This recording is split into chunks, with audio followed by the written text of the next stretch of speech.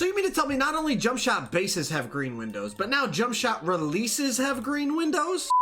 Ladies and gentlemen, welcome back to another video. Today I'm showing you some secrets that top players know that maybe you don't. So if this video helps you out, make sure you drop a like. Let's get right into it. The first thing I have for y'all is a major change to NBA 2K24. So we all know jumper bases have green windows, right?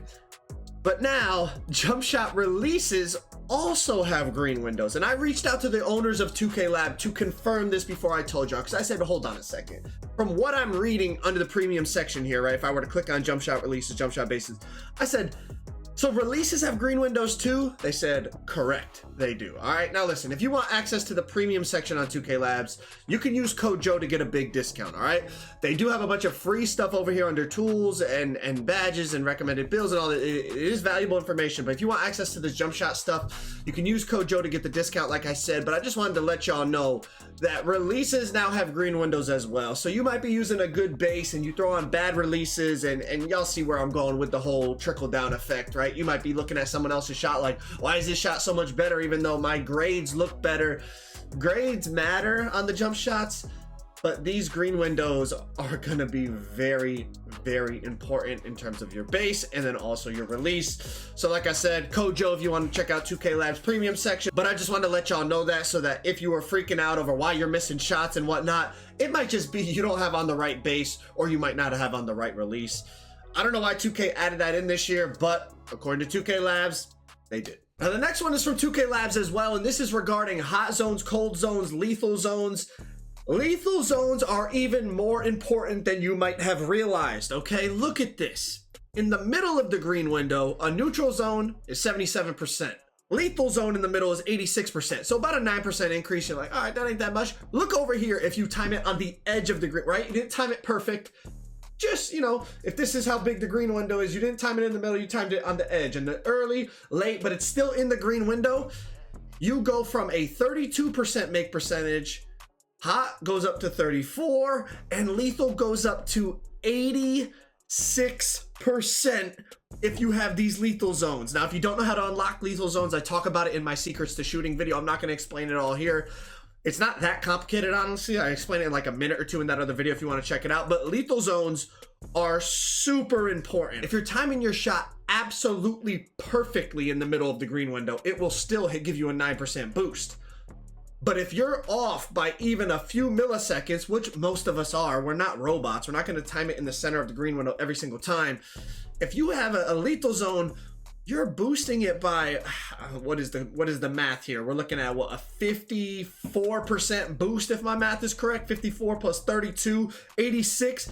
54% boost. You're making it more than half more often than you would have. Lethal zones, man, they are crucial to how you shoot. You might be shooting it damn near pretty damn well, and you're watching somebody else make all their shot, and the only difference is they got lethal zones. Go get those lethal zones. Like I said, if you don't know how, my secrets to shooting video, I'll link it in the description. The next one I got for y'all is your motion style, believe it or not, can affect how fast your player runs up the court. Yup. Look, he's comparing Kawhi Leonard, Klay Thompson, and Dennis Rodman. And look at Dennis Rodman. They started at the free, they made it, you know, they ran the length of the court. They all have the same speed rating. And Dennis Rodman got to the free throw line a full step before Klay Thompson and Kawhi Leonard. So your motion style affects how fast your player runs. So this is coming from NBA 2K Toots. He does a lot of valuable testing on the game. I highly recommend you guys check it out. He has a lot of other videos, but this is strictly testing motion style if it affects how fast your player runs, and it absolutely does. Now, like I said, he didn't test all of the motion styles yet. Maybe he will get to that, but he just tested a few to see if there was a difference. And as you can see in the sprinting that there was, but now everyone that's been saying put Kawhi Leonard on because it's going to help you slide laterally quicker. I mean, he tested it right here, and Dennis Rodman, Klay Thompson, and Kawhi Leonard all slide laterally at the same speed. So whoever's been saying that to y'all is a complete liar. But in terms of the sprinting, like I said, it does have an impact. So he's probably going to test them out, and we're all going to end up rocking the same motion style because that's going to give you the fastest sprint. The next one is coming from my boy Young Dirk, and I was actually in this video helping him make it, so I witnessed it firsthand, and I will vouch for it. It is a very effective move. Essentially what he's doing here is he's able to sprint full speed out of the triple threat without having to jab. Listen to me explain. If you want to go right, it's super easy. You're holding down turbo the entire time of this move. You're gonna flick your right stick right, wait about 1/10 to 1/4 of a second, and then move and hold your left stick up diagonal right while still holding down turbo the entire time. So you're holding turbo the whole time, you're flicking your right stick to the right, and then hold and move your left stick up diagonal right to the direction you want to go. So essentially, instead of doing the normal triple threat where you would flick the stick,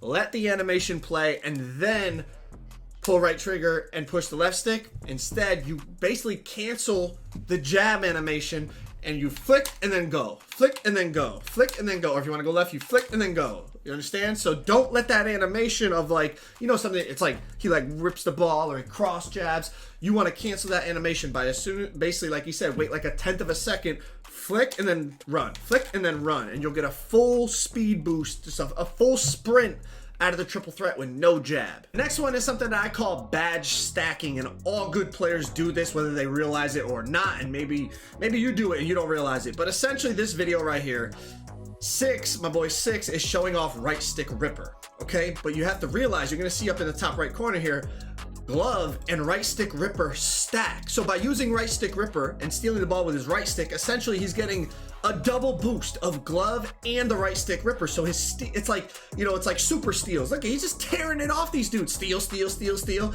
right? So whether it's steals or anything else, if you can find a way to stack badges, even when you're creating your My Player, you can stack badges for what you need. You know what I mean? Like, so for example, you're gonna spot up in the corner all game. You wanna make sure you get that claymore, you get the corner specialist, you get the catch and shoot. All those badges will stack.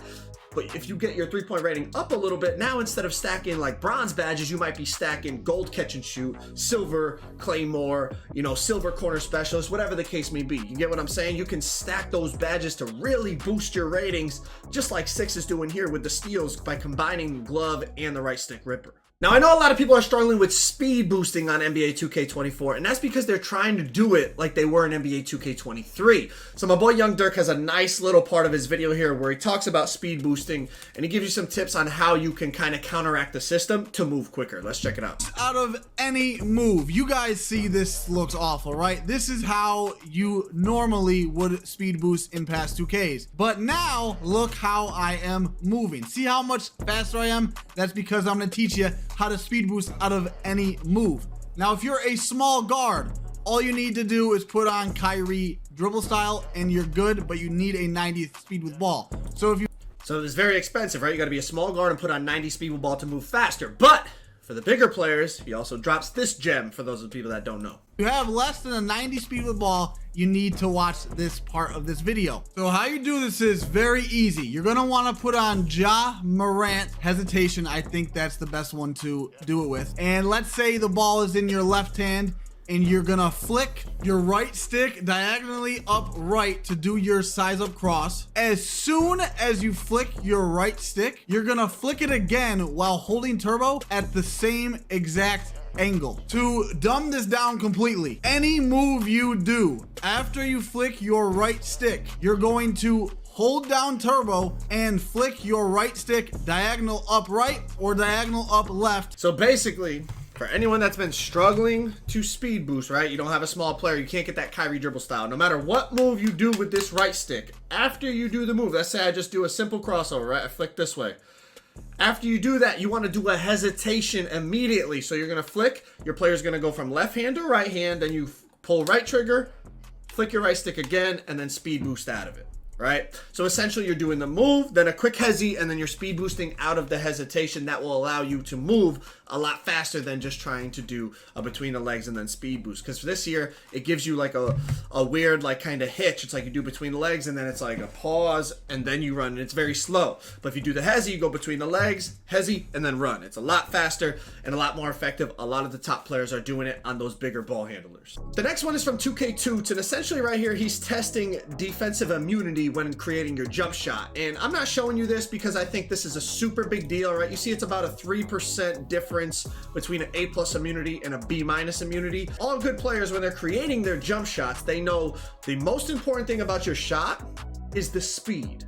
The second most important thing is the release height.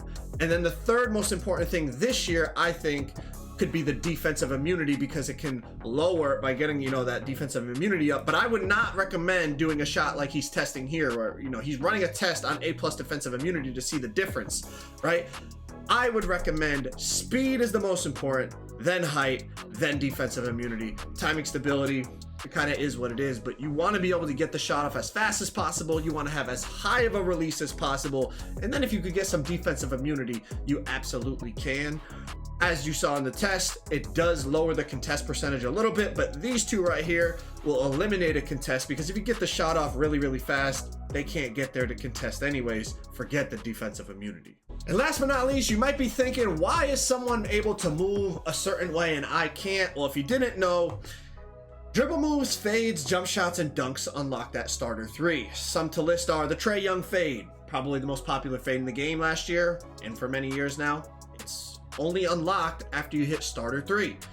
Michael Jordan dribble style, unlock that starter 3, the best dribble style in the game. Steph Curry escape, Westbrook crossover, and the list goes on and on. So you might see somebody dribbling super duper fast and you're like, well, how can he move like that and I can't? It might just be he's unlocked Michael Jordan dribble style. Or why is he fading so quickly? He's got Trae Young fade, you don't. If you are looking for the best controller settings to help you be the best player possible, that video right above me will definitely help you out. Make sure you go check it out.